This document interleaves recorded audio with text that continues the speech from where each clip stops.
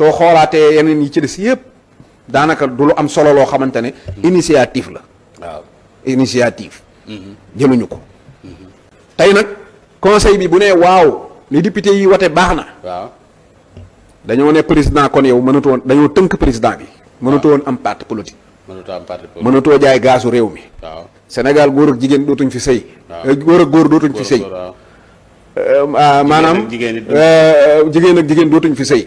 te booy dem da ngay def déclaration patrimoine. maanaam yooyu noonu kon conseil bu àttee na député yi ñoo nekk ci dëgg rek mooy tënk na président de la république. waaw est-ce que conseil sañ naa jël ab initiative boo xam ne day tënk président ci yii yëpp. est-ce que ñeme nañ ko. est-ce que jëmee nañ ko. waaw est-ce que seen liberté àgg na ci ñu tënk président de la république ci yii. loolu question la. bu ñuy laaj. deuxièmement mooy président de la république bàyyi ba war a def recours. waaw daal ne waaw damay defar parti politique. waaw le fait que mu nangoo toog annoncé ne man damay defar parti. ay militants am di wër ci plateau yi mooy ministre yi di wër ci plateau yi naan parti bi maa ngi dem damay adhéré wu damay bokk damay lii. waaw kooku kon deful effet annonce maanaam waa waxul rek ne damay def parti politique. waaw pour que bu subaa conseil bi ne ko parti bi mënut a nekk. mu yem fa kon dafa xam lan mooy génne conseil constitutionnel. xam na ko. moo tax mu annoncé parti bi.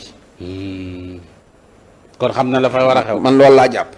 bi ci des mooy Babacar Ba Forum Justiciable bind na benn texte nee na. waaw dañoo war a nommer waat président assemblée président conseil constitutionnel parce que Badio Camara kenn remplacé gu ko. loolu wax la ak waa conseil.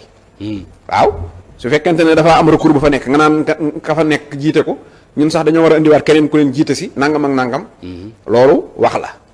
Babacar Ba moomu. wax na ay nit ne leen Jomaay nee na. waaw conseil bi bu àttee ñoom ñëpp danañ ci gis seen bopp.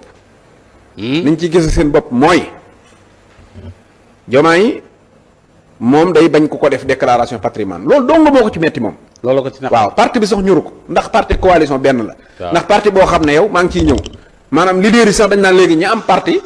waaw ñi am parti ñooy ñëwaat nekkaat militants yi loolu mooy coalition. kon parti bi sax maanaam nu mu def ba juddu sax yaay di ko jur sax maanaam kenn xamagu ko kon kooku loolu.